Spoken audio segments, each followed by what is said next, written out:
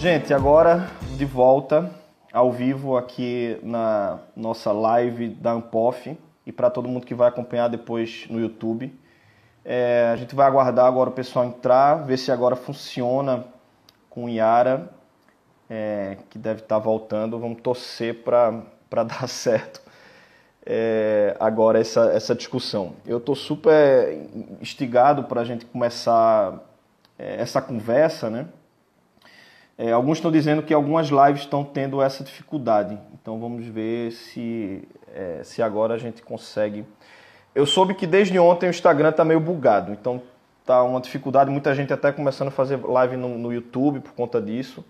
Mas vocês estão me vendo bem, né? Tá todo mundo me vendo, me ouvindo. Tá tudo certo aí. Eu vou introduzindo... Então, qual é a ideia aqui da live, né? Como eu estava dizendo, que é a proposta da Anpof de dar continuidade a debates, reflexões filosóficas em meio à quarentena, já que a gente não pode estar junto fisicamente. Então, a gente está ocupando, né? A gente, de algum modo, ocupando mais e mais esses espaços, né, virtuais, que eu acho também importante. Esse trabalho hoje também de ocupação das redes, através daquilo que a gente já faz na universidade, naturalmente. E eu acho que esse é um movimento que acabou em circunstâncias bem forçosas, mas imagino que seja uma tendência interessante também, né, de oferecer um debate mais amplo também nas redes, alcançando um público também maior, né, eu acho que isso democratiza o conhecimento de uma forma importante, a partir do que a gente também já faz naturalmente na universidade. Então já foram vários convidados, o Ailton Krenak, né, que é um líder indígena e ambientalista, Flávia Biroli, que é presidente da Associação Brasileira de Ciência Política, Pedro Ambra, psicanalista, Maria Lúcia Cacciola, professora aposentada da USP.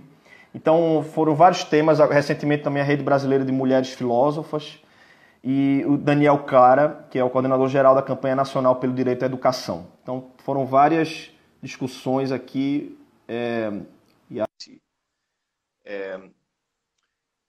Se agora funciona. E vamos ver aqui. Agora foi, Yara. Oi? Maravilha. Estou te vendo bem agora. Eu é que não estou me vendo, mas isso é ótimo também. Tá tudo bem. Tá tudo bem, eu tô vendo. Vamos ver se.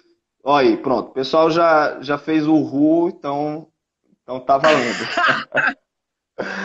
Então estamos aqui. Estamos com um grupo bem legal, já mais de 60 pessoas entraram agora and counting. Então, crescendo aqui nossa audiência.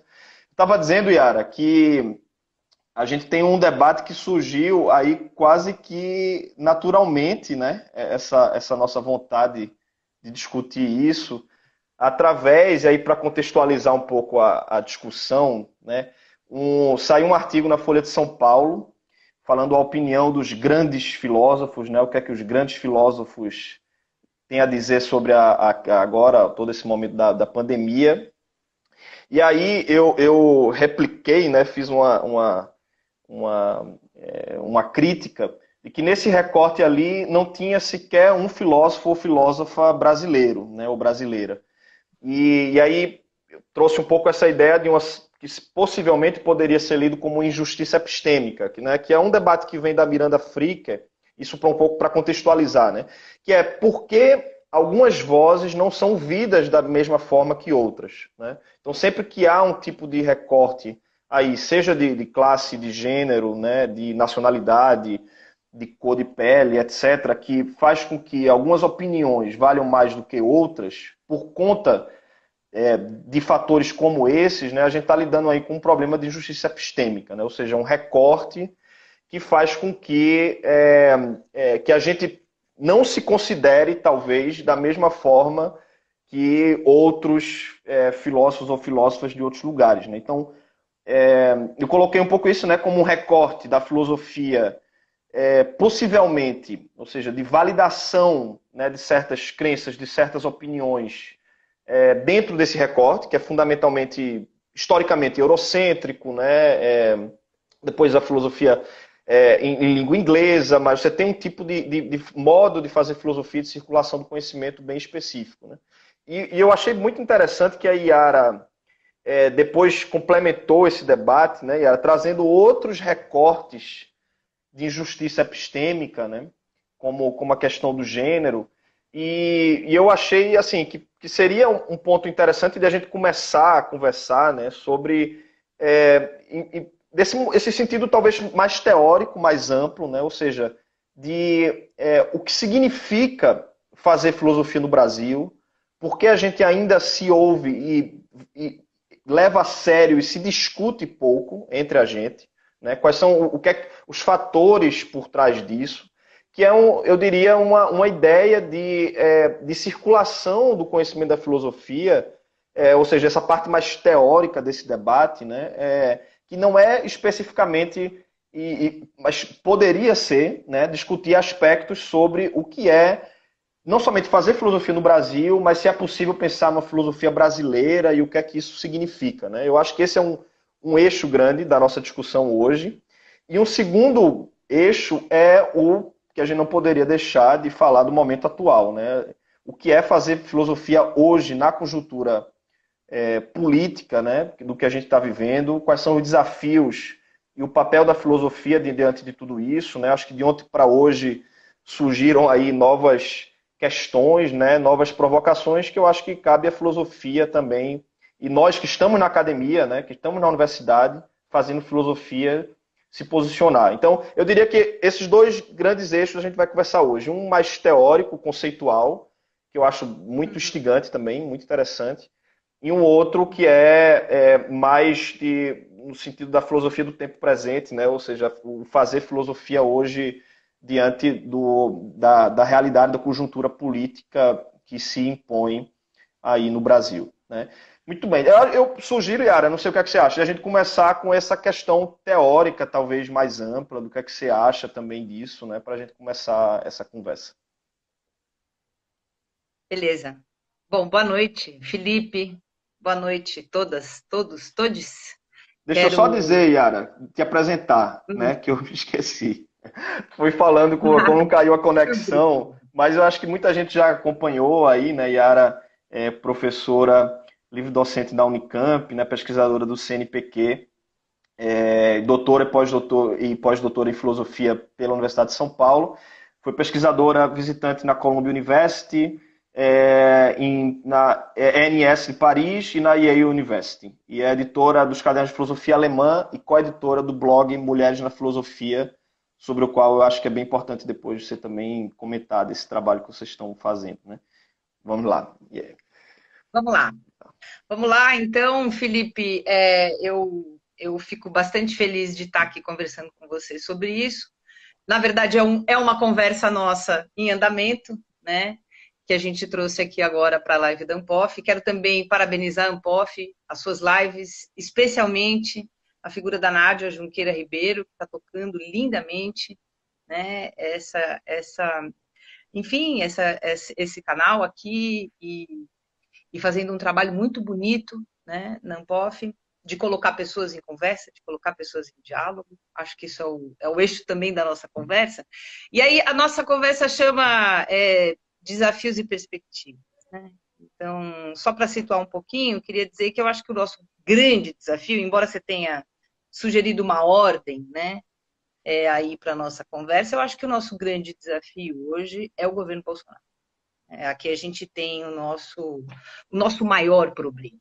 Né? A gente tem alguma coisa que, enfim, eu na ordem de prioridades, eu anteciparia, né, o governo Bolsonaro na combinação de duas agendas, né, uma agenda, eu diria, neoliberal, né, ultracapitalista, se quiser, com uma agenda neoconservadora, né, a combinação, o encontro disso aí, que tem sido, né, para a universidade particularmente devastador, no caso das ciências humanas e da filosofia ainda mais. Então, eu acho que a gente tem aqui, né, o nosso grande desafio mesmo. E aí, enfim, aí os desafios internos, os nossos desafios, desafios da área especificamente. né? Então, você propôs que a gente começasse por falar de nós mesmos, né? Então, vamos lá. Eu acho que é uma possibilidade, muito embora, enfim, eu gostaria de começar, então, né, Felipe, retomando um pouco aquela nossa conversa, né? Uhum. E ela aconteceu no canal do Caio Souto, aliás, é um outro canal, um projeto que eu quero parabenizar aqui, e para quem não conhece, eu sugiro que conheça, né? Porque é um projeto de divulgação, é um projeto de incitar o debate, né? E foi ali que a gente começou a conversar, você gravou um programa, eu gravei um outro em seguida, e enfim, acho que a coisa que você dizia, né, que era mais importante, você tinha um projeto ali, né, motivado pelo problema, pelo caso pandemia, né, e, enfim, uma imprensa um tanto colonizada, porque só chamou para conversa os autores, né, americanos e europeus, você reagiu a isso, e você tinha um projeto ali que era mais ou menos o seguinte: a gente precisa vencer o nosso complexo de vira-lata, né? Tinha um pouco isso também. A Uhum. gente tem um olhar muito, talvez excessivamente atento para o que está fora, estamos descuidando aqui do nosso debate interno, né? E isso é um problema, né? Para além do que você chamou de injustiça epistêmica, né? Que injustiça epistêmica é uma coisa que costuma vir de fora, né? Eu quero chamar atenção para aquilo que Uhum. você dizia de dentro. Nós temos uma postura, e isso aí tem uma longa história, que é de olhar demais para o que acontece fora e dar pouco valor para o que nós fazemos, né? E aí o seu projeto era: a gente precisa conversar mais, a gente precisa criar mais canais de conversa entre o que se faz, né, aqui no Brasil, entre os pesquisadores e pesquisadoras brasileiros, precisa se escutar mais, né? Precisa ampliar, então, esse cenário de debate nacional, com o que eu estou inteiramente de acordo, né? E eu somei uma coisa a isso ali, que foi o seguinte: ok, só que eu acho que não se trata de uma questão meramente quantitativa. Eu quero dizer o seguinte: a gente precisa transformar e pensar quem é esse público, né, propriamente. Uhum. Porque a minha questão agora é que a gente crie um espaço mais favorável ao debate de ideias. Eu acho que a gente pecou nisso, queria falar disso então, né? Começar falando disso. Acho que nós fizemos mal isso no Brasil, embora a gente tenha criado cursos de excelência, programas de excelência. Acho que a gente não conseguiu ainda, digamos assim, uma esfera pública do debate filosófico intensa como ela poderia ser, dada a qualidade das coisas que a gente faz, né? Agora, eu acho que a gente também precisa pensar na democratização dessa comunidade de pesquisadores, né? Que aí é uma outra coisa, que foi o que eu somei ali a conversa contigo e retomo aqui agora, que é o seguinte: nós somos uma área, né, que, se eu pego, por exemplo, só o recorte de gênero, ela já diz muito a que veio, né? É uma área masculina, né, de acordo com a pesquisa, né? Não vou ficar enchendo a gente de dados aqui, mas eu acho que a gente tem um número tão grande que ele fala por si, que ele merece ser dito. É a pesquisa da Carolina Araújo, que mostrou que Uhum. a comunidade filosófica brasileira, se você somar docentes e pesquisadores de mestrado e doutorado, ela é composta da seguinte maneira: 23% de mulheres e 70%, né? E 7% de homens. A gente tem, então, portanto, né, um problema a mais, né? Ou seja, não é só criar um ambiente mais favorável para o debate entre os pesquisadores brasileiros, mas é democratizar o acesso a essa área e também a pesquisa, né? Porque não pode Uhum. ser, digamos assim, saudável, potente e rica uma área de pesquisa que tem essa desproporção, né? Esse desequilíbrio de gênero, por exemplo. E aí, enfim, só para amarrar o meu primeiro ponto contigo, e mais do que isso, né, num país como o Brasil, eu não posso fazer um recorte de gênero isolado de um recorte de raça. Nós sabemos, pelas nossas Uhum. experiências, pelo convívio, né, pela hora que a gente pisa na universidade de manhã e sai de noite, que ela é uma comunidade branca, né, fortemente. A gente não tem dado, isso é muito problemático. Também é uma coisa que eu gostaria de conversar, que a gente precisa produzir o dado de raça e precisa interseccionar os dados, né? Gênero, raça e classe também, para a gente entender o que é a área. Não pode ser, né? De novo, retomo, né, para a questão racial, a observação que eu fiz a respeito de gênero agora, não me parece que seja né, potente, que tenha potencial, né, riqueza, né, e pluralidade de perspectivas, uma área que no Brasil é tão branca e masculina, né? Uhum. Esse era o meu ponto contigo, e aí eu devolvo a bola para eu não Hum. ficar falando aqui sozinho.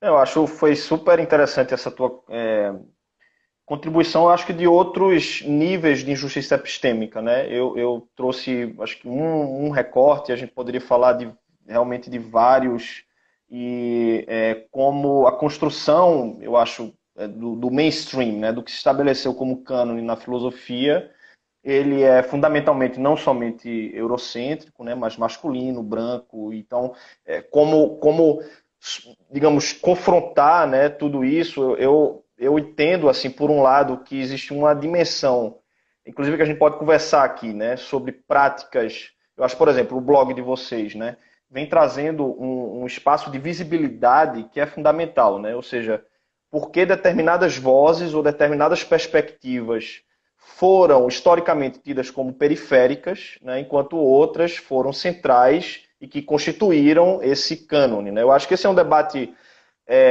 de crítica, né, do cânone que tem sido feito, né, assim, cada vez mais, que eu acho fundamental isso ser repensado, né, porque determinadas vozes simplesmente não são estudadas no curso de filosofia, né? Então, eu acho que esse trabalho, alguém até comentou agora, né, é preciso incluir mais mulheres nas bibliografias, quer dizer, isso é um trabalho, é, eu diria, na construção, né, do próprio currículo, das disciplinas, disso ser continuamente confrontado, né? Assim, por que uma determinada disciplina só cita autores, homens, europeus, etc. Então, eu acho que isso é um trabalho que, ao meu ver, essa dimensão que a gente pode entender como, de algum modo, de representatividade, ela é indissociável, ao meu ver, dessa questão da injustiça epistêmica. Ou seja, eles estão fora, né? Esses outros autores estão fora, e eu incluiria aí, para pegar o nosso tema,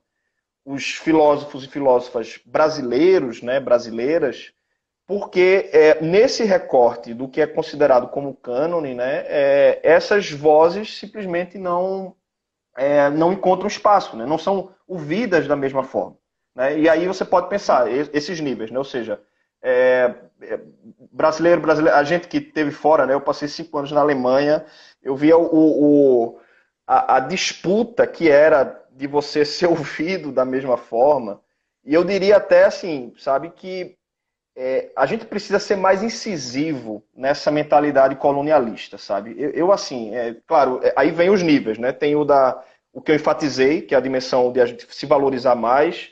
E aí, claro, dentro do Brasil você tem, dentro dessa valorização, são mais filósofos homens brancos, e aí você tem, eu acho que vários níveis que precisam ser confrontados de justiça epistêmica, né? Pensando nesse primeiro nível colonial, né, como a Djamila colocou agora, né, perspectiva interseccional, né, eu concordo plenamente que é o que você trabalha, Yara também, né, ou seja, de que esses níveis eles não são dissociados, né, eles estão entrelaçados.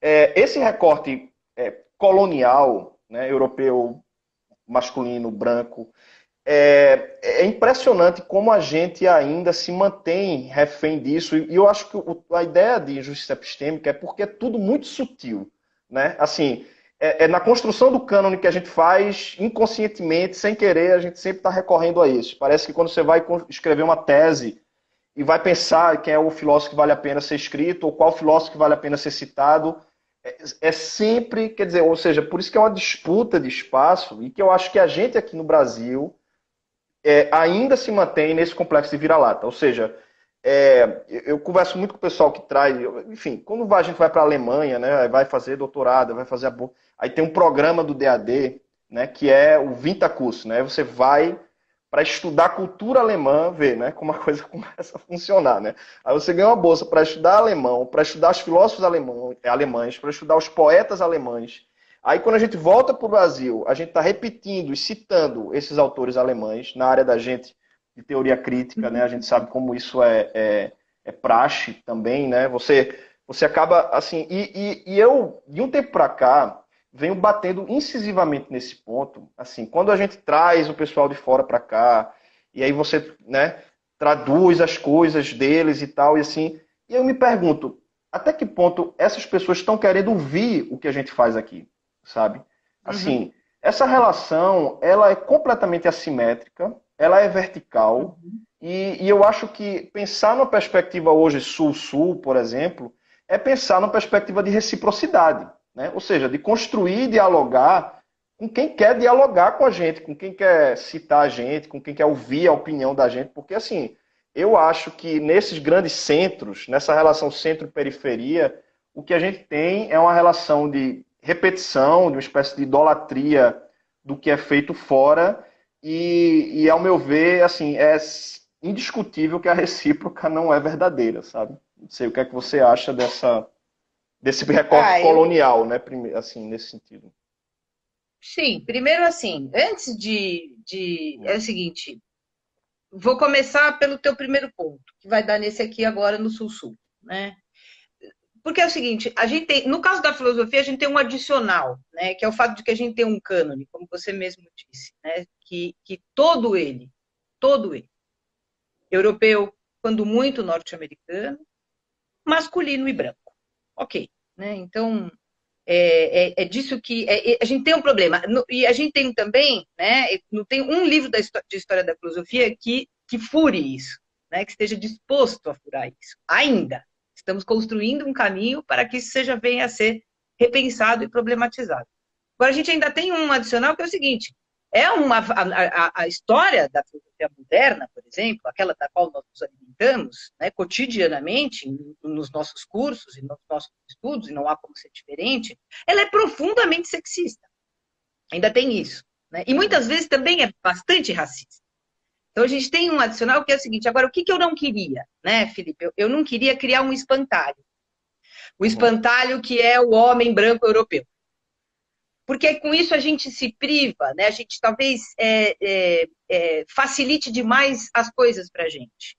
Porque, veja bem, eu não quero deixar. Vamos falar do cânone? O que eu acho que a gente precisa fazer com esse cânone? A gente precisa aprender a questioná-lo. Primeiro, a própria ideia de cânone e de construção de cânone. Porque quando você abre todos os livros de história da filosofia e não consta uma mulher, não é porque elas não existiram, não é porque não houve mulheres na filosofia, não é porque não houve mulheres fazendo filosofia, mesmo que às margens. Houve muitas. Né? Um dos objetivos do blog Mulheres na Filosofia é isso. Né? Essa semana a gente Uhum. publicou um lindíssimo verbete escrito pela professora Ana Rieger, da Christine de Pizan.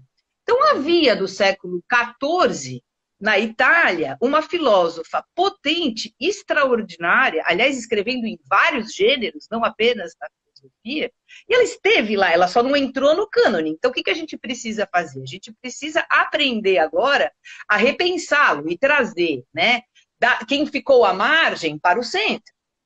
E aí, com isso, a gente reconta essa história agora, incluindo nela, né, colocando para dentro dela quem ficou de fora. O A Caio gente disse vai, agora, acho que Yaró, que os pensadores não tem nenhuma pensadora. A coleção inteira dos pensadores, imagina. É. uma única, né? Tanto que agora também tem um projeto, só que eu já que está sendo liderado pela professora Rita Machado, que é chama As Pensadoras, é um curso só, né, de mulheres, filósofas ministrado por mulheres, e que tem esse título lindo, e vai sair muito provavelmente uma publicação para contestar justamente esse profundo sectarismo sexista, né, do nosso cânone, que é alguma coisa. Uhum. Mas o que é muito bom, né? Eu acho que o que eu queria dizer, além disso, é o seguinte: eu não quero, de outro lado, jogar essa história toda na lata do lixo. Né? Por exemplo, eu não estou disposta a parar de ler o Rousseau, porque ele tinha aquelas opiniões muito contestáveis a respeito da racionalidade feminina. Porque ele ainda é um filósofo, né, que dentro, por exemplo, né, da tradição contratualista, apresenta a versão mais democrática do contrato social. Rousseau continua sendo um autor que me alimenta, eu que estudo filosofia moderna. Né? Então, o fato dele ter, com relação às mulheres, uma opinião bastante, enfim, duvidosa e contestável, não significa que eu vou deixar de ler o Rousseau. né? O fato do Hegel ter dito as bobagens que ele disse, ou do Schopenhauer ter dito as bobagens que ele disse a respeito da mulher, não significa que eu vá deixar de me interessar pelo Schopenhauer. O que eu preciso fazer, então? O que eu acho que a gente precisa fazer? Aprender a lê-los de maneira crítica. Uhum. E isso exige, então esse é um primeiro ponto, né? Não criar espantalhos e não jogar a criança junto né? Fora com a água do banho. Esse é o meu ponto. Então é poder ler criticamente os autores da história da filosofia. Porque a história da filosofia continua sendo uma história importante no Ocidente. Ela continua sendo, né? O Ocidente vai continuar. Quando a gente questiona, né, digamos assim, né, de uma perspectiva sul, né, com uma motivação decolonial, o tipo de cânone que a gente construiu, isso não significa de forma alguma que a gente vá, enfim, precisar se privar de pensar com eles. É pensar com e contra. Uhum. Eu acho que esse é o nosso ponto, é isso que a gente precisa aprender a fazer. Agora, é isso que a gente precisa ensinar os nossos alunos a fazer. Se eu entro em sala de aula com uma bibliografia toda de homens brancos europeus, eu estou privando eles, inclusive, da chance de ler quem os questionou. Eu estou privando eles, inclusive, de se posicionarem, né, de desenvolverem um pensamento crítico a respeito das suas próprias fontes. E é isso um pouco que vai desembocar, né? Eu acho que na nossa questão aqui. A gente quer, né, que a filosofia brasileira tenha uma vitalidade, né, maior do que a gente acha que ela pode ter. Agora, eu acho que isso pelo menos no domínio da filosofia prática, que é a minha praia, né? Agora, isso passa, né, por uma comunidade mais disposta a ler criticamente as suas fontes. Né? E não como se fossem bíblias, né? Que a gente acaba desenvolvendo uma postura na pesquisa também muito sectária, de um aluno que trata o seu autor principal quase como se fosse uma fonte, é uma postura um pouco religiosa. Isso precisa acabar. Né? Precisa acabar. E vai acabar na graduação. Eu acho que é quando a gente mexe na graduação, né, e suscita a leitura com contra. Né? Uhum. É isso. Essa questão do cânone, eu tendo a pensar como uma ideia de ampliação, né? Porque eu acho que muita gente até, né, colocar, quando a gente vai fazer uma revisão do cânone, quer dizer que ninguém vai mais ler, sei lá, Hobbes, que foi o objeto da tua tese de doutorado, ou Kant, ou Hegel. Eu lembro conversando muito com a Monique Rushoff, né, sua colega lá na Unicamp, e aí ela, que é uma especialista em Kant, né, tem trabalhado também sobre feminismo, sobre revisão do cânone, e eu acho que esse tipo de postura, inclusive como ela coloca, é de uma postura seguinte, olha, não quer dizer que a gente não precisa mais ler Kant, ou Hobbes, ou Hegel, mas ler criticamente, né, por um lado, como você colocou, e eu acho que você traz essa outra ideia de ampliar, né, se perguntar por que aquele cânone foi constituído dessa maneira, por que algumas vozes ainda estão fora, né? Inclusive a próxima live da Ampof vai ser sobre filosofia africana, e aí um recorte também, você tem uma pluralidade também ali, né, de autores, autoras, quer dizer, sem precisar negar aquilo que existiu, né? Eu lembro alguém postou, eu queria saber quem é que estava cozinhando para Hegel quando ele estava escrevendo a Fenomenologia do Espírito, né? Circulou esses dias isso. Ou seja, pensar que a produção do conhecimento ela era fundamentalmente daquele modo porque havia uma forma de divisão, haviam pessoas que não estavam podendo produzir da mesma maneira, porque, enfim existe uma divisão também do trabalho ali que era fortemente sexista, etc. Então você tem um porquê também de explicar por que alguns autores estavam dentro do cânone, né? O Arthur Danto, né, ele traz uma imagem na filosofia da arte que eu acho muito boa. Assim, quando ele diz assim, quando a gente coloca agora um urinol, por exemplo, de Duchamp dentro de um museu, ou seja, quando a arte ela reivindica um estatuto de alargar, né, aquilo que antes não era considerado arte, que passa a ser considerado, não significa que eu preciso tirar um quadro de Rembrandt ou de Da Vinci do museu. Né? Ou seja, a ideia de ampliação não quer dizer que agora aquilo que era considerado arte deixa de ser. Né? Então, eu acho que esse trabalho de pressão, de ampliação do cânone é fundamental. E esse trabalho de base, como você disse, é pegar a graduação, pensar uma introdução à filosofia, como a gente tem feito aqui na UFPE, o meu colega Érico, né? A gente traz, enfim, Já começa Angela Davis, introdução à filosofia, primeiro período, entendeu? Assim, porque senão você mantém aquela mesma historiografia consolidada, né? Aí, Yara, eu queria te perguntar, trazendo essa para o que a gente pode fazer também aqui no Brasil, né? Sobre propriamente o que poderia vir a ser, se é que existe uma filosofia brasileira, né? Por que eu acho isso uma questão também instigante e difícil, né? Porque assim, quando a gente vai para fora, né, eu vejo que há uma espécie de quando a gente fala a partir da nossa experiência como brasileiro, brasileira, né, um certo risco de fetichização disso também.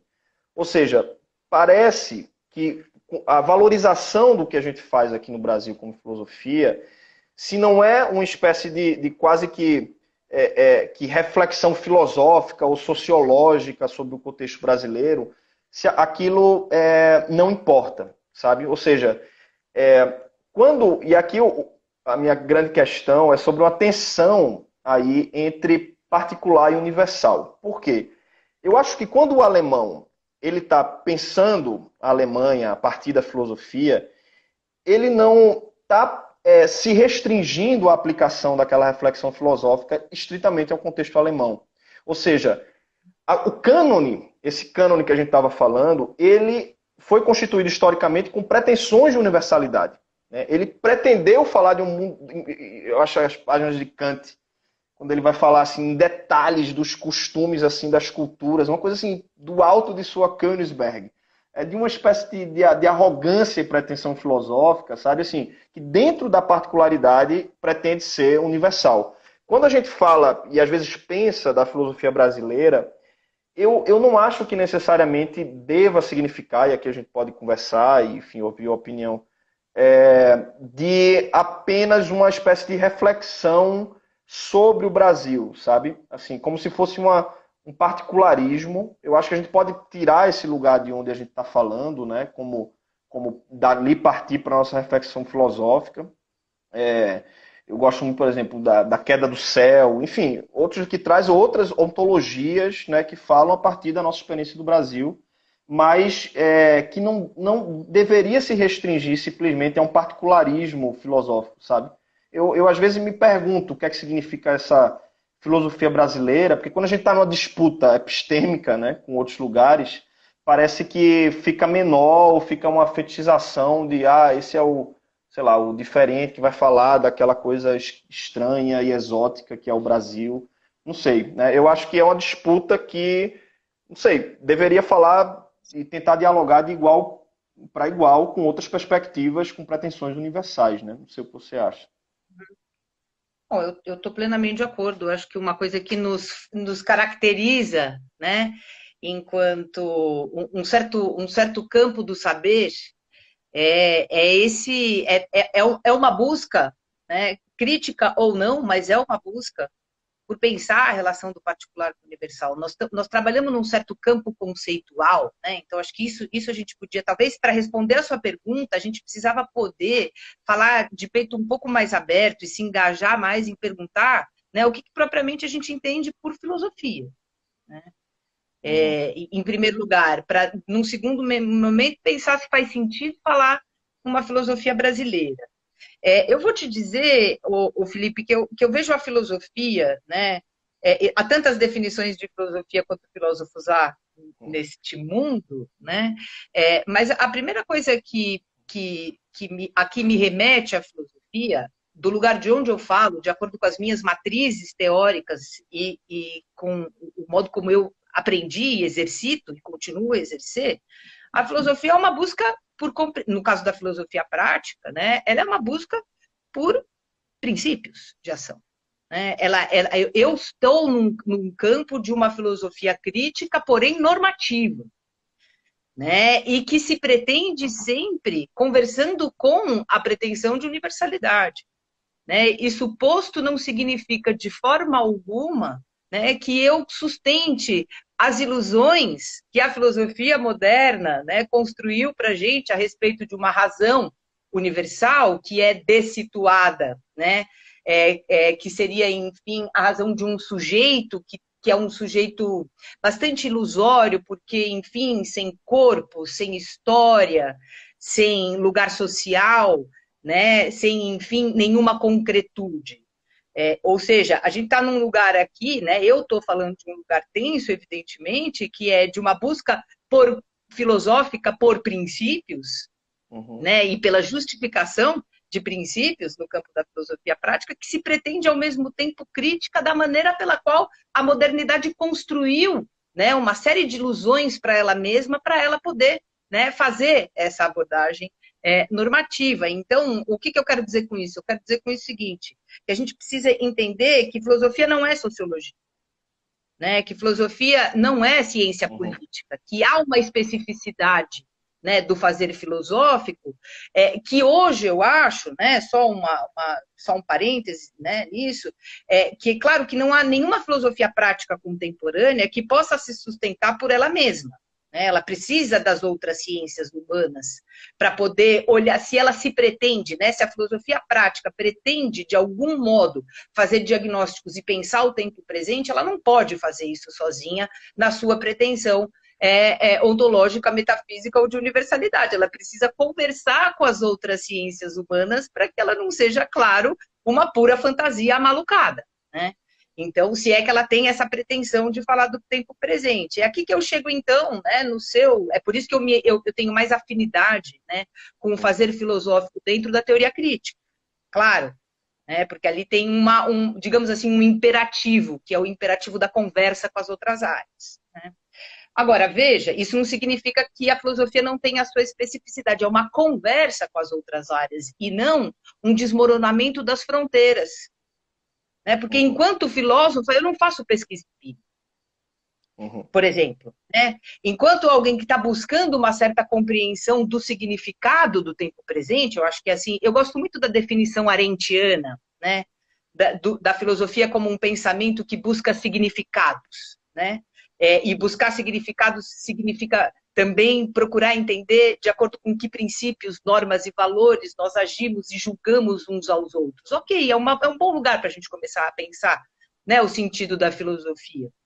Agora, enquanto tal, eu não sou uma socióloga que vai a campo entender como as novas direitas estão se comportando no Brasil. Agora, se eu quero falar do tempo presente, eu preciso ir ver como é que os meus amigos sociólogos, os meus colegas cientistas, eles estão, né, nas suas pesquisas empíricas e de campo, né, avaliando essas... Então, percebe? É isso que eu quero dizer, né? Não é um desmoronamento das fronteiras entre as ciências, mas é a ideia de uma cooperação. Então, isso que eu queria dizer em primeiro lugar, só a título de começar, porque só isso aqui dava, né, uma live só. Fazer filosofia brasileira, aí eu gostaria de ficar longe dessa ideia. Eu posso dizer, talvez eu pudesse contigo ir fazer filosofia no Brasil. Vamos pensar como tem sido, está sendo, né? E como é que a gente tem feito filosofia no Brasil. Né? Porque como eu não tenho nenhuma pretensão de que o sujeito do conhecimento é um sujeito dessituado, né? Eu só consigo pensar a razão situada, né? Claro, né, na sua produção, ela é contextualizada, o sujeito do conhecimento que usa a sua racionalidade, ele está, né, no tempo, no espaço, na cultura. Então, é claro que eu gosto da ideia da gente pensar junto o que tem sido, né, como tem sido fazer filosofia no Brasil. Agora, o qualificativo brasileira aqui me incomoda, como se houvesse algo que pudesse ser dito propriamente brasileiro, aliás, como se houvesse alguma coisa chamada Brasil. Né? Aqui já tem um certo essencialismo do qual eu gostaria de me afastar. Né? A menos que eu tivesse, então, uma fantasia, né? Isso aí me suscita a ideia de que a gente tem, por exemplo, uma cultura brasileira. Não existe a cultura brasileira? Não, né? Existe uma cultura com várias culturas dentro, né? Com diálogos culturais profundamente complexos internamente, a própria cultura brasileira. Né? Estou usando diálogos culturais complexos aqui, como usa Sheila Ben-Habib, por exemplo. Então, talvez eu preferisse, Felipe, que a gente, ao invés de falar em filosofia brasileira, para evitar todo tipo de essencialismo, né, essencialismo culturalista, e para a gente, ao invés de se colocar uma camisa de força, a gente se colocar a pergunta que é quais são as condições de possibilidade de uma filosofia. sem o qualificativo de brasileira, porém no Brasil. Né? Esse é o meu... E que possa conversar com o mundo inteiro. Né? Desculpa, só uma coisa, e que possa conversar com o mundo todo, que esteja disposto a conversar com a gente. Né? E aí, só um adicional, né? Porque você tinha dito lá na outra intervenção, algo que para mim é muito importante, que é esse diálogo sul-sul. No caso da filosofia prática, isso tem sido muito importante. Por que muito importante? Né? Porque eu acho que tem alguma coisa como o Sul, né? Não, de forma alguma, mas porque eu acho que a gente tem um universo de questões que a gente compartilha e que a gente mobiliza quando a gente faz filosofia prática, evidentemente. É por isso que quando eu me encontro, né, quando eu faço uma rede filosófica com a Argentina, ela tende a ser muito mais produtiva, de intercâmbios muito mais intensos e etc., do que quando eu tento fazer com Yale. Uhum. Né? Nós temos universos, né, de questões, no plural, né, que nos aproximam. O que não significa que eu não possa ter um diálogo com o Yale, eu também tenho. O que eu quero dizer é que o problema é que nós desvalorizamos, como colonizados que somos, muito diálogo sul-sul. E do que deu isso? Deu nas agências que não valorizam absolutamente se você faz uma viagem, uma missão para a Argentina. Eles querem que a gente vá para a Europa. Agora, se você disser que você vai para a Argentina, não vale nada, não conta, não dá pontinho no seu currículo lá. Como uma publicação na Argentina não vale absolutamente nada, ela vale se ela for na Alemanha. Né? E aí a gente tem um problemão, porque as agências não valorizam a comunicação. E são cooperações muito mais simétricas, né? Aqui na América Latina, quando você debate, são pessoas que estão abertas a cooperar, a debater. Eu acho que é muito mais promissor assim, esse tipo de discussão do que só essa lógica colonizada, né? Claro.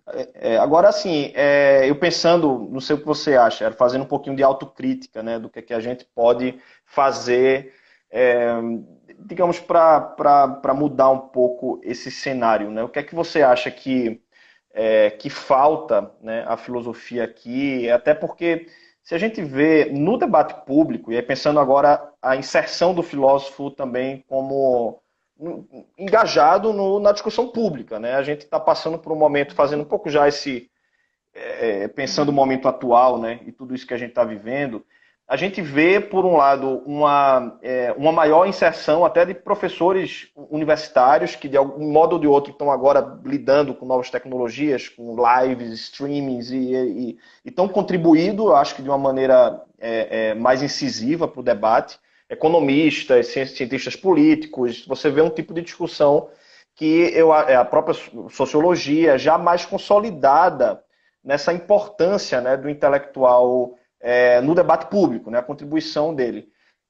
No caso da filosofia, isso me parece ainda tão tímido, sabe? Você conta assim nos dedos um ou outro, e até as pessoas quererem ouvir, né, esse trabalho do que é feito na universidade, o impacto que aí você tinha nas redes, ou estava sendo ocupado, enfim, por essa narrativa olavista, né, Olavo de Carvalho e tal, que estavam ocupando as redes de uma maneira que a gente ainda fazendo essa autocrítica, né, a gente não estava ocupando esses espaços. Ou por outro, você tem filósofos midiáticos, né, que são sempre os mesmos, que estão em qualquer programa, ou então e falta um tipo de debate mais qualificado e uma contribuição daquilo que a gente está trazendo na universidade que atinja e possa contribuir efetivamente para o debate público, né? Me parece que ainda a gente tem isso seria um desafio, me parece, da importância do que a gente pode fazer também ainda aqui no Brasil, né? E pensando ainda mais nesse momento, e aí já ligando, né, com essa toda a convulsão política, né, do que a gente está passando e o que é que a gente pode, como filosofia, contribuir mais decisivamente para isso, né? O que é que você acha? Eu acho que tem que fazer autocrítica, sim. Né? Aliás, eu faço ela o tempo inteiro. Eu não sei que dificuldade, né? A gente tem com a ideia de autocrítica. Eu não sei quanto a vocês, mas eu acordo e durmo fazendo autocrítica. Basicamente. Eu acho super importante, né? Porque, veja bem, com respeito especificamente à filosofia, né, Felipe? Eu acho que, somando, né, o que precisa ser feito? Eu acho que a gente, então, né, só para ir amarrando, a gente precisa ter outra postura em sala de aula, que é democratizar as nossas bibliografias e estar mais disposto, né, a questionar essas coisas tão sólidas que nos formaram. Esse cânone, essas ideias, essas, né? Perder aceitar um solo um pouco mais pantanoso, talvez, né? Uma parcela importante aqui dessa comunidade precisa aceitar perder o protagonismo, né? Tem uma única voz aí falando há muito tempo, ou duas, ou três, e precisa. Isso é porque eu acho que a gente precisa reverter também, né, uma outra coisa que a gente, infelizmente, tem, e que isso se deve talvez a um elitismo acadêmico profundo. Né? Então, é uma combinação de uma mentalidade meio de colonizado, somada a uma postura, uma disposição bastante elitista, que nos fez, no caso da filosofia, a desprezar as licenciaturas. Vamos combinar que a gente fez isso, nós criamos, né, no Brasil, um antagonismo claro entre o pesquisador e o professor. Desde o início, os estudantes entram e já fica muito claro que existe uma diferença de expectativa, né, com relação a eles nesse sentido. Os bons vão para a pesquisa, os não tão bons vão ser professores. Isso aqui é devastador. A gente precisa rever isso urgentemente, a gente precisa desfazer, e agora a gente está colhendo os frutos disso, né? De alguma maneira. Vamos parar de jogar pedra o tempo inteiro no inimigo, vamos começar a pensar também, porque jogar pedra no inimigo também é fácil, né? Ainda mais com esse inimigo. Qualquer movimento dele é reprovado. A questão é como é que a gente contribuiu, de certa forma, né, para uma série de coisas que agora, enfim, a gente está colhendo os frutos do nosso, eu vou chamar de elitismo aqui, a gente pode ver se a gente consegue um elitismo acadêmico, né? Depois a gente vê se é uma boa maneira de batizar isso. E isso também se manifesta, esse mesmo elitismo acadêmico, né, se manifesta na nossa na nossa crítica sempre muito contundente a tudo que significa divulgação do conhecimento. A filosofia também se fez no Brasil muito refratária à ideia da divulgação, à ideia de falar para fora. Né? Então, a gente constituiu uma comunidade de pesquisadores excelentes, volto a dizer, né? Nós somos muito bons. Quem saiu do Brasil sabe como o que a gente faz aqui é bom, mas ela é uma comunidade fechada, ela é uma comunidade pouco plural e ela é uma comunidade indisposta à conversa. Porque a gente identificou que tudo o que é divulgação da pesquisa, né, é picaretagem. Então, eu cresci ouvindo a ideia de que tudo o que é, digamos assim, né, dito numa outra linguagem, significa o barateamento do conhecimento, e isso é ruim demais. Porque isso significa que a gente está produzindo conhecimento de altíssimo nível, mobilizando uma literatura extraordinária, que você pega, por exemplo, hoje, né, uma moça que chegou nos 30 anos, que se ela fez o caminho que a gente espera para ela, que a área esperou para ela, ela faz graduação, mestrado, doutorado, ela está se doutorando com 30 anos. Ela tem um conhecimento avassalador daquilo que ela escolheu para estudar, porque ela está no mínimo há 10 anos na pesquisa, né? Somando iniciação científica, mestrado, doutorado, mas ela não pode falar para fora. Ela não sabe falar. A gente não se dispôs a ajudá-la a aprender, né? E isso é um treino também, a contar isso, né? Falar isso para fora dos muros da universidade, nem mesmo para as outras áreas. Eu acho a filosofia, de longe, a área mais fechada, né? De todos os institutos de filosofia e ciências humanas, sempre, pelo menos que eu conheço. Ela é de longe a área mais fechada. Né? E ela ainda, nós falamos muito mal para fora e nós falamos muito mal entre nós mesmos. Criamos nichos de altíssima especialização. Isso significa que essa mesma moça aqui, hipotética, que a gente conhece um monte, mas hoje eu estou, que chegou aos 30 anos, né, que tem uma tese extraordinária, muito bem feita, conhece aquilo, fala duas línguas, viajou para fora, não consegue falar nem para fora e nem para dentro, porque ela fala com 3 ou 4 pessoas. Porque também tem, e aí eu queria, né? Então, assim, a gente precisa, naquela lista de coisas que eu acho que a gente precisa começar a conversar sobre, lidar com essa nossa indisposição para a divulgação científica.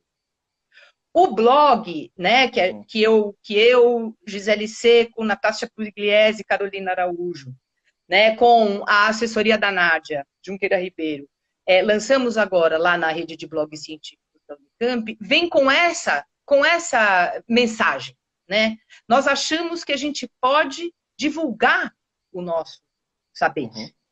A gente acha que divulgação científica é uma coisa muito valiosa.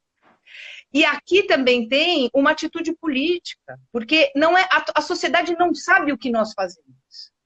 A sociedade não nos conhece porque nós a expulsamos daqui de alguma maneira, quando a gente disse a gente não conversa na sua linguagem, a gente não conversa em outra linguagem. A gente sentou em cima de uma forma de dizer, né, que é muito excludente, né? Ela é. Então é um pouco isso, né? Eu acho que para isso que vem um pouco o blog e tantas outras iniciativas que estão aí, né? Nesse sentido. E aí, só para, né, acho que é isso, né? O grosso, assim, que como é que a Sim. gente faz, né? E que é um trabalho Talvez, fantástico, né, né? Esse o blog, de se fazer. Eu acho incrível. Num certo sentido, é de também prestar contas à sociedade. Né? Eu digo até aos meus colegas, eu digo, quando a gente publica, o que a gente está fazendo é dizer, olha, mostrar para a universidade aquilo, para a sociedade aquilo que a gente faz na universidade, né? Ou seja, de criar um canal de diálogo, porque a gente está num momento de fragilização da universidade, né? De um ataque explícito, né? À filosofia, é uma espécie de obsessão do nosso ministro, né? Da educação, assim, uma tara por atacar a filosofia, né? E é um momento de defesa, né? Que eu acho que da nossa parte é um defender atacando, né? Eu acho que agora também prestar contas, sabe? Se tornar visível, mostrar o que se faz, ocupar as redes, né? Ocupar a internet, enfim, mostrar outras narrativas. Hoje é uma disputa de narrativa, né? E isso é um pouco a meia-culpa, né? Eu acho de nós, sim, professores, professoras, né? Universitários, de não ter ocupado esses espaços nessas disputas, né? E aí sim, eu acho que a gente tem sim. sim. Não, não, não queria te interromper, não, termina. Não, Quer dizer, eu acho que pode já dar uma. Eu estou preocupado só na hora aqui, que uma hora o Instagram corta a live, então a gente tem exatamente 5 minutos agora para fechar. Mas tá ótimo. Quero te ouvir. Não, não, enfim, que pena, né? Agora que Não, é o começo de uma conversa, né? Isso aqui, é o né? começo.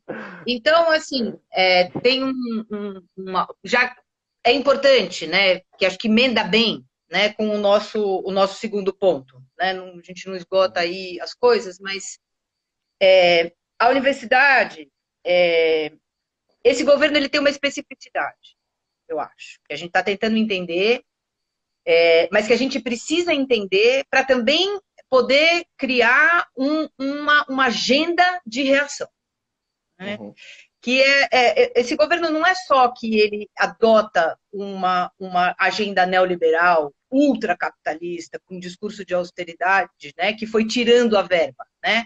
Se a gente pensar o que aconteceu, vamos pensar o que aconteceu ali do começo dos anos 2000 para cá, a gente está numa situação, do ponto de vista do investimento, avassaladora. Né? uhum, Aumenta o investimento, né? Ali, primeira metade do governo Lula, vai aumentando, o investimento cresce, aumenta o número de cursos, aumenta o número de vagas, aí tem lei de cotas, o Enem, né, o Enem de 2009, que democratiza o acesso, você tem uma série de medidas e, de repente, a gente cai para o quê? Vai caindo o investimento com a crise, mas depois uma opção econômica de tirar mesmo, né, de tirar todo o investimento na universidade e uhum, na pesquisa. Isso de um lado. Agora, não é só isso, né, porque não é só que este governo, este especificamente, tirou o financiamento. Ele também faz uma outra coisa, declara uma guerra moral contra a gente. E uma uhum, guerra moral que, combinada com a guerra econômica, nos coloca na situação que a gente está agora. A gente precisa entender isso aí, como é que está funcionando, né, essa combinação de ultraconservadorismo com ultracapitalismo, né, se a gente quiser, para usar os termos da Wendy Brown, né, uhum, mais recentemente. Por que isso é importante? Porque a gente se tornou, talvez, a gente tenha se tornado o inimigo público número um, essa mesma família que está precisando sustentar esse discurso, tanto econômico quanto moral, né? Esse lugar aí, digamos assim, ó, a família é o núcleo moral da reconstrução, né, da sociedade brasileira, e a universidade é tudo aquilo que contesta isso. Nós somos, né, um bando de depravados, abortistas, gays, transexuais, mulheres lésbicas, feministas. Ou seja, nós somos a própria balbúrdia de pessoas que contestam, né, o Maconheiros modelo, andando né, pelado na universidade, né? maconheiros andando pelado. Enfim, a questão é, né, Felipe, é que isso funcionou para uma parte importante da sociedade e a gente precisa estar junto agora para pensar como é que nós vamos responder, né? Quais são as fichas que nós vamos gastar, voltadas para que público, né? Então, o fato da filosofia ter se tornado um inimigo público número um, tanto do MEC quanto do MCTIC, né? Não é algo periférico, é algo profundamente importante que a gente precisa pensar um contradiscurso.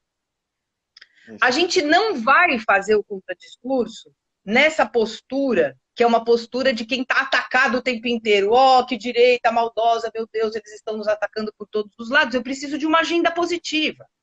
Eu preciso pensar em outras maneiras de sair eu preciso sair desse lugar, né? Que é o lugar apenas da vítima, para um lugar de contestação séria e para saber com quem que a gente pode, né, começar, né, uma conversa. É claro que isso é a longo prazo. Né, tem é isso, né? Tem algo que a gente precisa fazer agora, mas a gente precisa pensar mais a longo prazo, porque, enfim, é claro que a filosofia incomoda, eles não cortaram as bolsas de pipique à toa, eles cortaram porque nós somos, de fato, um empecilho para a agenda deles.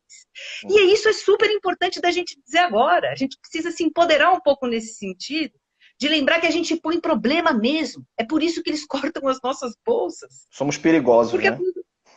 Nós somos. E nós somos mesmo. E não é porque nós somos os abortistas, satanistas, a balbúrdia. É porque a gente faz crítica da ideologia. Claro. É porque a gente desmonta ideologias. É porque a gente expõe, né, os dogmatismos deles. A gente expõe as injustiças deles, né? E é nesse momento que a gente se torna perigoso. Né? Agora, tem potência aqui. Isso aqui é potência. Yara, tem um monte de gente aqui pedindo para a gente continuar um pouquinho na hora que esquentou aqui o debate, né? Como a gente está chegando em 1 hora, se você topar mais uns 15 minutinhos, a gente, enfim, quem quiser seguir aqui, que está todo mundo aqui pedindo. Enfim, eu vou encerrar aqui agora, tá, gente? Então, já agradecendo a presença de vocês, lembrando que a próxima live vai ser 8 de junho, segunda-feira, com Wanderson Flores Nascimento, com Catiúcia Ribeiro, sobre filosofia africana. Então, nesse trabalho de ampliação aí do cânone. Maravilha. Então, agradecer já a todo mundo que vai estar vendo a gente depois no YouTube, né? Vai estar disponível. Agradecer, aqui eu estou também na parceria com o canal Nós, né? Que a gente tem divulgado também esse material de produção de conteúdo de filosofia, junto com conversações filosóficas aí do Caio e ocupando as redes, né? Gente, eu agradeço. Então, eu vou fazer o seguinte, eu encerro aqui e aí a gente volta para mais 15 minutinhos para fechar essa parte quente da análise da conjuntura. Então, tá? Pode ser? Tá joia. Então, vou encerrar aqui. Tchau, tchau, gente. Pronto, Yara. Estamos de volta. Olha, o negócio estava ali que a gente não podia encerrar. Tinha mais de 100 pessoas e muita gente pedindo, já está todo mundo entrando de novo. Já estamos com quase 50 novamente. Não, eu proponho a gente continuar, né, pensando hoje o caos que a gente está vivendo, né, e o lugar da filosofia no meio disso tudo, e talvez situar de uma certa perspectiva que se abriu, me parece, e tem crescido de ontem para hoje, de reação. Né? Eu acho que seria interessante a gente pegar esse momento esse momento de reação antifascismo, né? Eu acho importante dar nome aos bois, né? Que de ontem para hoje, acho que muito inspirado também, enfim, nos acontecimentos recentes, né? De ver nos Estados Unidos as pessoas indo às ruas, né? O assassinato do George Floyd. Então, eu acho que tem uma perspectiva aí de enfim, de agora reagirmos, né? De sair de uma espécie de sono dogmático, no certo sentido, né? Que não era que estávamos no sono, mas havia, eu acho que, uma dificuldade de reação e precisaram começar pelo futebol, né? As torcidas indo às ruas e inspirando esse tipo de reação. O que é que você acha hoje do que é que a gente também, né, na filosofia, na universidade, pode fazer para agregar esse tipo de reação, né? Sim. Antes de tudo, eu quero dizer que eu sou corintiana, tá? Olha aí. Que fique claro. No espírito de Sócrates. No espírito de Sócrates, ambos, meus mestres. Mara- Maravilha. Sabe, Felipe, assim, eu acho que a gente tem, né? Eu não vou falar dos movimentos na sociedade, né? Porque isso independe da gente, né? Enfim, é claro, uma parte depende da gente, que é o quanto que nós, enquanto professores universitários, pesquisadores e tudo mais, fazemos parte da sociedade, claro, né? Então, do ponto de vista da nossa atuação, né, que eu acho que é disso que se trata, que é um pouco se perguntar o que a gente pode fazer agora, né? E o que a gente, talvez mais do que pode, o que a gente está obrigado a fazer agora. Né? Uhum. Eu acho que a gente está definitivamente obrigados a fazer essa conversa em todos os níveis possíveis e âmbitos dentro da universidade, mesmo que à distância. Então, eu acho que a gente, dentro das nossas autocríticas, uma delas que eu acho que a gente tem que fazer é que a gente não fez em sala de aula o que a gente deveria ter feito e aquilo que nós estamos sendo acusados de ter feito a vida toda e jamais fizemos. Que não é de forma nenhuma, né, o marxismo cultural que está na cabeça, né, dessa gente, e nem ideologia e nem dogmatismo, mas é trazer um pouco mais para dentro da sala de aula as tensões sociais, deixar ela ser mais permeável, ela estar mais situada, né, nesse Brasil. Por exemplo, dentro das autocríticas, está começando um panelaço louquíssimo aqui que eu gostaria de fazer, né? Eu me arrependo amargamente de não ter entrado em sala de aula. Eu estou há 25 anos praticamente na sala de aula. Eu deveria ter entrado todos os dias na sala de aula e contado um pouco sobre a ditadura no Brasil. Eu sou professora de filosofia política e ética. Eu simplesmente não fiz um trabalho que eu deveria ter feito, de construir uma memória, né, das nossas experiências na ditadura dentro da universidade. Isso não é sectarismo, isso não é marxismo cultural, isso é o trabalho do professor. O professor tem a obrigação de cultivar a memória e trazer a verdade. E nesse sentido, eu posso relativizar as interpretações, né? Eu gosto muito das hermenêuticas, mas tem uma coisa com a qual eu não tergiverso, que é com a verdade factual. A ditadura não é alguma coisa que nós podemos disputar se houve ou não houve. Ela houve. Não foi uma revolução. Foi um regime assassino que matou pessoas e que está sendo agora renovado, né? Como a gente sabe muito bem, em todos os seus, digamos assim, as suas diretrizes, pelo corpo ideológico desse governo, pelo próprio presidente da República, não preciso dizer isso e nem vou dizer. Agora, o que eu acho? Eu acho que a gente tem que, como professores, né, fazer um trabalho de sala de aula que a gente não fez porque a gente estava preocupado com alguma outra coisa, talvez com a boa filosofia. Eu quero dizer o seguinte, não se faz boa filosofia não cumprindo, como professores, não cumprindo aquilo a que, né, nós fomos chamados enquanto professores, que é uma formação comprometida, né, moral e Uhum. politicamente dos nossos alunos. Então, Uhum. por exemplo, né, Felipe, eu acho que a gente tem que essa é uma das coisas que eu gostaria muito de dizer que eu acho que a gente não fez. A outra, né, Uhum. como reação agora, né, é falar mais. É falar Uhum. mais. Falar mais é se dispor a se expor mesmo num momento em que se expor pode significar a violência verbal, a perseguição, né, e tudo mais. Não temos mais como estarmos de espectadores do que está acontecendo. Nós não tem mais como ser espectador. Eu preciso fazer a denúncia cotidiana em todos os canais de que eu disponho deste governo. Né?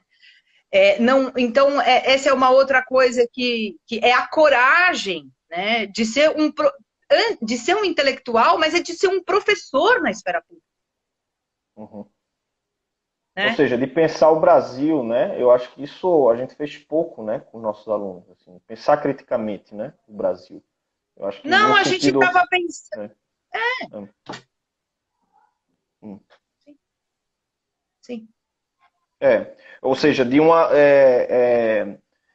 Eu acho que de trazer um tipo de. Inclusive, eu não sei o que você acha, né? Mas principalmente para os 70%, né? Pegando o mote do que veio de ontem para hoje, porque a minha impressão assim, é que essa estratégia que você estava dizendo, intencional, né? Ou seja, claramente articulada de ataque à filosofia, né? Na narrativa do governo, ela evidentemente não era por acaso, né? E esse tipo de fragilização mostra assim, a impossibilidade, ao meu ver, de contra-argumentar. Né? Assim, ou seja, não é uma perspectiva agora de diálogo nesse núcleo duro. Né? Eu acho que as reações agora são outras, não dá para crer muito numa racionalidade comunicativa, né? Digamos assim. E aí parte mais para um debate, talvez, eu me pergunto muito assim, como a gente chegou a esse ponto, né? E eu acho que nesse papel que você fala com os estudantes, é de um trabalho que não foi feito de resgatar uma memória, né, desse trabalho que foi sempre de negação, né? E a filosofia, ela, fora, claro, alguns núcleos, alguns mais pontuais, assim, mas eu acho que num contexto mais amplo, a gente, e fazendo novamente a autocrítica, né? A gente deixou isso de lado, né? Uma outra coisa que eu acho, Felipe, que eu acho que a gente pode fazer na urgência e a longo prazo, né? Que eu tenho pensado muito nisso e tenho pensado agora, especificamente nesse momento. O caso Agamben, ele fez uma coisa interessante, eu acho. Né? Vou voltar de novo aqui para a gente. A pergunta é o que nós, né? Nós, os professores, os filósofos, enfim, podemos fazer, o que devemos fazer, precisamos fazer, né? O que não fizemos e queremos fazer diferente, enfim. Eu acho que o caso Agamben, ele trouxe uma coisa interessante. Para mim, ele tem me feito pensar muitas coisas, e uma delas é assim: nós criamos ambientes acadêmicos muito sectários também, além de tudo, muito refratários às contradições, e também, né, muito pouco dispostos à conversa entre os paradigmas. A gente criou nichos de pessoas que tendem a falar umas para as outras. Então, você pega ali, tem um grupo de pesquisa, um grupo de estudo, uma linha num programa, e ela é formada de acordo com uma certa matriz teórica, e as pessoas que estão formadas ali, elas ficam conversando entre elas. Elas ficam pregando, no caso da filosofia prática, elas estão pregando para convertir. Isso nos exime da tarefa de justificação filosófica. Isso nos exime, claro, porque se você está falando com um monte de gente que pensa como você, por que diabo você precisa se esforçar tanto em argumentar? Né? Então, uma coisa que eu acho que também a gente precisa começar a enfrentar mesmo é essa postura interna de criar. Na verdade, ela é um pouco uma mentalidade de seita. Né? Que aí você tem os grupos conversando entre eles, jamais entre si. Né? Então a gente não faz uma né, coisa. Yara? Tem muita arrogância também, e é pobre. Arrogante, mas ela empobrece, né? A minha preocupação aqui é que ela empobrece, e eu acho que ela obsta isso que nós estamos buscando, que é a gente estar mais preparado para aparecer na esfera pública. né? Para a gente estar mais preparado a intervir no debate. Intervir em debate exige né, um investimento em justificação do seu ponto de vista. Se os grupos ficam todos muito, né, fechados neles mesmos, falando entre si, a gente está pouco desafiado na tarefa, né, de justificação filosófica. Então, o que eu achei muito interessante no caso aí, a Agamben, é que acabou que aconteceu que pessoas de matrizes filosóficas diferentes, profundamente diferentes, por exemplo, a gente um pouco mais dentro de um registro da teoria crítica, mas a Carla Rodrigues, por exemplo, de um outro lugar, com um laboratório, né, do qual ela faz parte no Rio de Janeiro, autores ali circulando, pessoas circulando e pesquisadores circulando, né, em outra matriz filosófica, né, tendo o Agamben como um autor central, talvez numa vertente um pouco mais pós-moderna, ou pelo menos mais pós-estruturalista, isso obrigou a gente a conversar um pouco. Isso aqui precisa acontecer. Isso. Precisa de uma conversa entre paradigmas. Foi muito interessante a repercussão do teu artigo, né? Eu acho que o fato de você trazer uma crítica a Agamben, né? Uma crítica que sai daquela ideia, dessa perspectiva seita, né? Como você coloca, de repetição, de ideias, que parece que assim, que eu acho que, inclusive, o que a Agamben, o principal, e eu acho assim, tem muitos insights ali que daria para ser discutidos, e são, enfim. Mas esse tipo de arrogância, eu acho o pior, como postura de você simplesmente encontrar no mundo uma corroboração da sua teoria. Então você acaba falando para a sua própria filosofia, né? Essa perspectiva de seita, ela, como você colocou, ela empobrece o debate, né? Inclusive entre a gente, porque se a gente fica nessas perspectivas, cada um dentro da sua bolha, né? Alguém colocou agora como fazer para furar a bolha, né? Eu acho que primeiro a gente tem que furar a nossa bolha, nas nossas perspectivas, no modo que a gente faz filosofia, no modo que a gente discute na universidade, né? Para, digamos, dar mais a cara a tapa, né? Eu acho que essa perspectiva, primeiro entre a gente de furar a bolha, como não foi na repercussão do teu caso, do artigo, né, a Agamben, faz com que a gente consiga, primeiro, se ouvir mais, né? Você estava falando assim, de falar mais, né? Esse falar mais significa a gente também querer se ouvir mais, né? Eu acho, poderia se pensar até em algumas medidas, né? Eu penso, por exemplo, como a gente tem um inflacionamento aí de números de periódicos, né?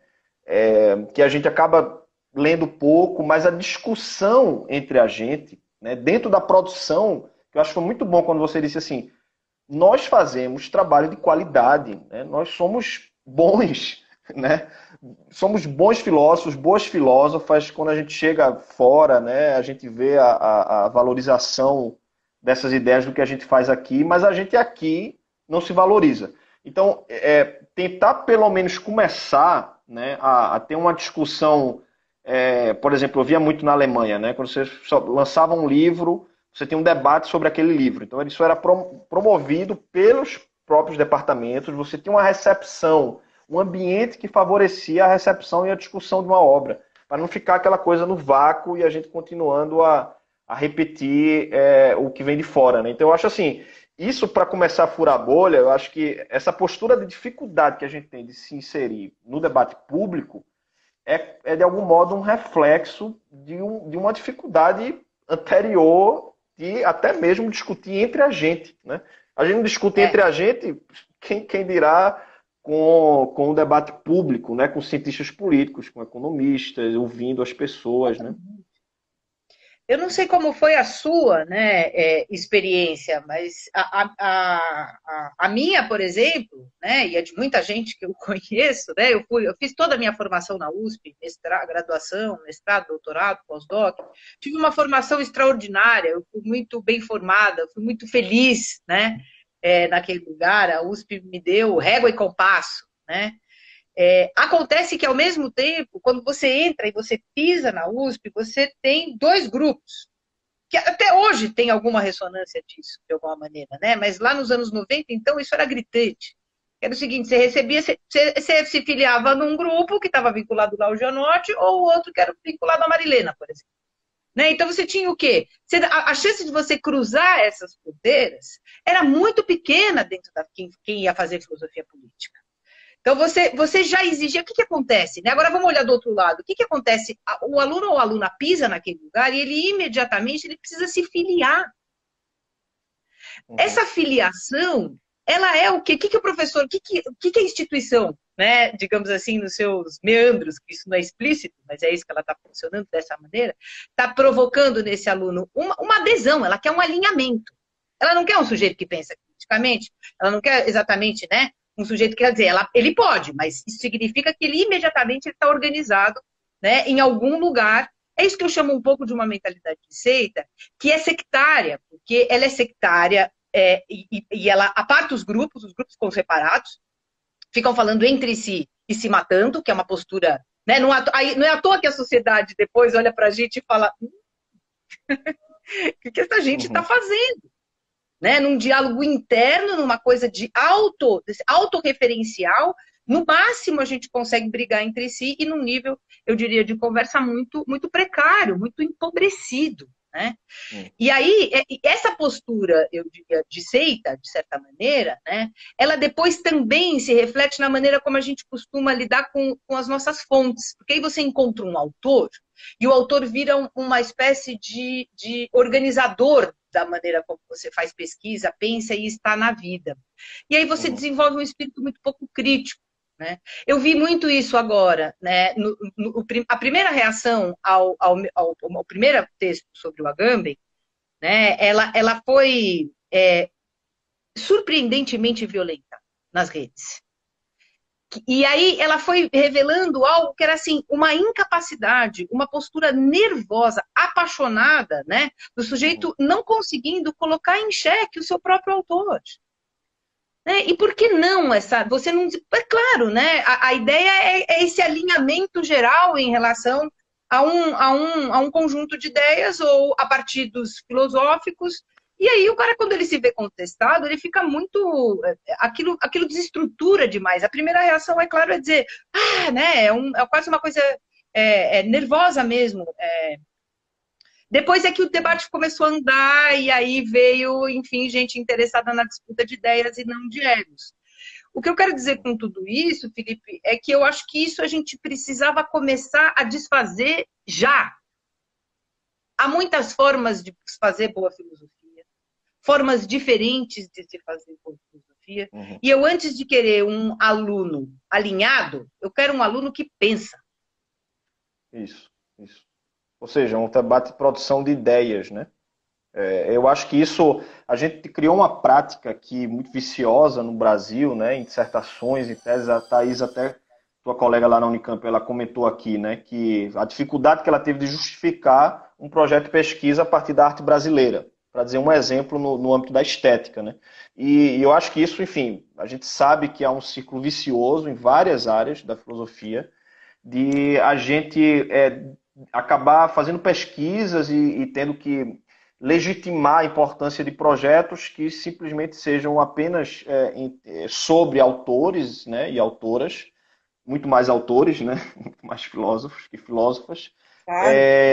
e pouco ideias, né? Um debate assim, eu acompanhei vários outros em outros contextos, né? Você tem uma reflexão propriamente bem, qual é o teu argumento, né? Qual é a tua ideia, e que você pode simplesmente fazer tranquilamente uma tese em torno de sugerindo um novo conceito, sugerindo um novo argumento, não apenas tendo que se ancorar sempre em um filósofo especificamente, né?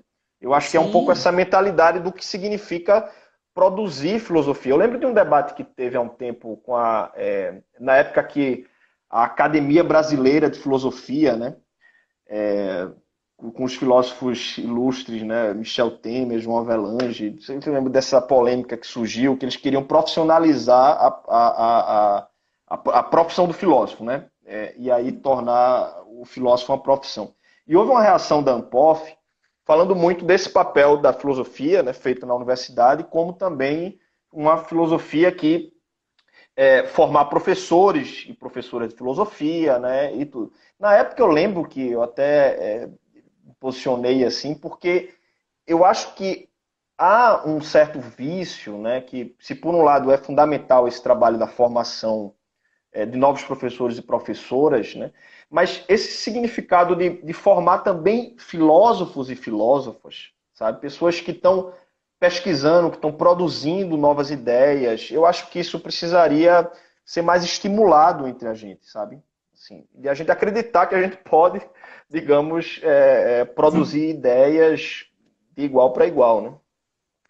Então, mas como é que a gente vai produzir, né? Como é que a gente vai criar um ambiente favorável, né, a alguém que se apropria da história da filosofia criativamente e que avança, né, para fazer algo mais além de mera exegese de texto, ou que faz uma Uhum. exegese de texto provocada, implicada com o tempo presente, implicada, né, com as questões contemporâneas, se a gente, desde o início, cria um sujeito para ser obediente, né? Ou a uma certa corrente, a um certo paradigma, a um certo filósofo, a um ideal de pesquisa, que é um ideal de pesquisa praticamente inatingível.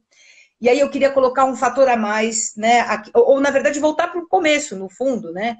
Aí, como é que a gente vai produzir esse sujeito crítico, essa filósofa aí, né? Que fala em primeira pessoa, por exemplo, né? Uhum. Que tem uma produção criativa na filosofia, se quando ela entra na universidade, ela entra valorizada como o sujeito do conhecimento, é um negócio abstrato. O sujeito do conhecimento é o aluno excelente. Nós convivemos super com isso. Um aluno excelente. Um aluno excelente é o quê? Ele é supostamente sem sexualidade, sem gênero, sem raça, sem classe. Né? Eu me lembro que e isso é um problema, porque significa, portanto, né, que a gente está o que tem, né? Como é que uma pessoa pode ser criativa se ela é um sujeito, uma entidade abstrata, uma ilusão da filosofia? A filosofia precisa ficar um pouco mais atenta à sociologia do conhecimento, né? Eu digo que a gente precisava ler mais Patrícia Hill Collins para se Uhum. pensar, para se entender como filósofos situados. A gente não pode cair na ilusão, né, de que nós somos de fato portadores de uma razão, os Uhum. sujeitos. Né? Toda razão é situada, todo sujeito é situado. Ele pode ter a pretensão da universalidade, mas essa pretensão ela também é situada historicamente. Né? O universalismo é uma invenção nossa. Né? Ele não está em lugar. Ele tem que ser historicamente consciente, o universalismo. Né? Então, mesmo eu que defendo, claro que estou muito mais alinhada, né, a uma perspectiva universalista na filosofia, eu não tenho nenhuma ilusão de que eu preciso estar que o universalismo ele tem que estar historicamente autoconsciente de si mesmo. Né? Uhum. De novo aqui, Sheila Ben Habib. Então, Felipe, tem um problema, que eu me lembro quando a gente começou só vou falar, mas quando a gente começou a discutir as cotas na pós-graduação, o debate estava alto, né? Imagina, intensíssimo, porque a gente não tinha conseguido em São Paulo nem fazer cota para ingresso no vestibular. Então, começou por cima, né? A fazer a cota, discutir as cotas pelos programas de pós. Eu me lembro de ouvir a seguinte frase. A frase era assim: que me importa, né, se... Claro que era uma frase para questionar a necessidade de cotas. Que me importa se é mulher, homem, negro ou gay? Me importa que seja inteligente. Uhum. Essa frase vindo de alguém que, né, de um professor, ou uma professora, enfim, ela pode ter um sentido que é o seguinte, ok, né? Ela pode ser uma fala antidiscriminatória. Pode. Mas ela é, na verdade, uma fala, né, que não está disposta a pensar que os nossos alunos, eles são, sim, mulheres ou homens, de classes sociais distintas, com sexualidades distintas, e que esses marcadores sociais têm impacto nas suas escolhas de temas, no modo como eles vão desenvolver os seus temas, porque o sujeito do conhecimento, ele não é uma abstração, ele é um sujeito situado. Né? Então, enquanto a gente não aceitar essa ideia e a filosofia não desfizer essa ilusão aí que ela, né, cultiva há muito tempo, eu acho que a gente não vai conseguir, né, emplacar uma filosofia mais, digamos assim, viva Uhum. e Uhum. com sentido, né, É, criativa e que não seja mera reprodução e exegese de texto. Esse é Até meu ponto. a Alane comentou aqui, eu acho um comentário legal, assim, falando como os professoras de ensino médio conseguem ter esse trabalho crítico, né? Eu diria até, às vezes, a gente tem muito que aprender, porque eles conseguem num trabalho de formação de Uhum, base, né? Que é indispensável uhum, e que consegue ser uhum. muito mais crítico, né? Nesse sentido amplo de pensar por si mesmo, de criação de ideias e tal, do que o enrijecimento desses alunos e alunas quando chegam na universidade, que encontram, eu acho que um tipo de cânone e um tipo de perspectiva muito mais hermética, enrijecida, aprendem uma forma específica do que seria uma pesquisa em filosofia e vai reproduzindo aquilo, né? Até porque são formas que quase que tem que se enquadrar num determinado jogo acadêmico, né, que acaba sendo muito mais, digamos, de prender, né, de dar amarras do que propriamente de instigar um tipo de reflexão própria. Né? Eu acho que isso é uma prática na universidade, no ensino superior, até mais do que no ensino médio, mas que a gente Uhum. precisa também enfrentar, né? Eu acho que essa dificuldade que a gente tem hoje de também de ter voz no debate público muito, eu acho, consequência, né, efeito disso que já é um problema de diálogo entre a gente, né? Um modo que vem, né, é histórico, né? A forma como se constituiu os departamentos de filosofia no Brasil. Sim, eu concordo. Eu acho que são sujeitos, né, que têm vozes. Se para que esse pesquisador se transforme num intelectual, né, engajado, Uhum. adoro a ideia, aliás, acho que a gente devia voltar a falar nela com tranquilidade. A gente precisa que a subjetividade dele, né, não seja, digamos assim, toda ela achatada, né, reprimida, né, em nome desse suposto pesquisador excelente, que na Uhum. verdade esse sujeito aí ele só tem cara de ser neutro e universal, porque ele tem gênero, ele é masculino, né? Ele tem cor, ele é branco, e em geral na faculdade de filosofia ele é de uma classe social que permita ele ter, né, persistir no curso de filosofia. Então é um universalismo bastante substitucionalista que está funcionando, né? Uhum. A gente está tomando a voz, né? A gente está elegendo a voz de um sujeito como se fosse a voz do sujeito. Isso é um problema. Então, como assim? Eu não posso ter, né? Então, uma área rica, plural, né? Se a gente não fizer desde. Por isso que eu digo, né? Eu realmente acho, tudo que eu estou disposta a fazer hoje está remetendo à sala de aula. Eu acho que a gente precisa mexer fortemente nas nossas salas de aula. Uhum. Essas vidas precisam importar. Elas precisam poder falar na primeira pessoa. É só assim, né, que a Uhum. filosofia vai fazer sentido no Brasil, eu acho. Afirmar essa primeira pessoa, né, que filosofa, que faz filosofia. Claro, Maravilha, Yara. Eu não estava preparado para essa continuidade. Estou vendo que minha bateria aqui está tá ótimo. 3%. Então, imaginava que ia ser uma hora, né? Mas queria agradecer imensamente, né? Que um debate maravilhoso, que eu acho que, enfim, abriram muitas questões. É um debate urgente, necessário. É uma pena que não deu para também ver todas as questões. Eu estava sempre olhando aqui questões e comentários ao debate. Isso só mostra que é um debate que a gente precisa dar continuidade, né? Então, de repensar isso, enfim, para a gente ver o que é que a gente pode mudar também no modo que a gente faz filosofia com todos os seus desafios, percalços, injustiças, né? Então, Sim. agradeço muito tua participação e essa conversa maravilhosa, tá? Eu também, Felipe. Gostei muito de conversar com você, gostei muito de estar aqui. Quero depois olhar todos esses comentários e as questões. Vou fazer isso com calma depois, não dá tempo, eu não consigo fazer tudo ao mesmo tempo. Mas foi muito jóia e queria dizer para todo mundo: cuidem-se, cuidem-se. Procurem as suas redes, falem uns com os outros, A gente precisa de isolamento social, mas solidão intelectual jamais. Tamo junto e vamos lá. Adorei. Maravilha. Tchau, tchau, gente. Tchau, Tchau. Yara. Beijão. Tchau, Felipe. Beijão. Tchau.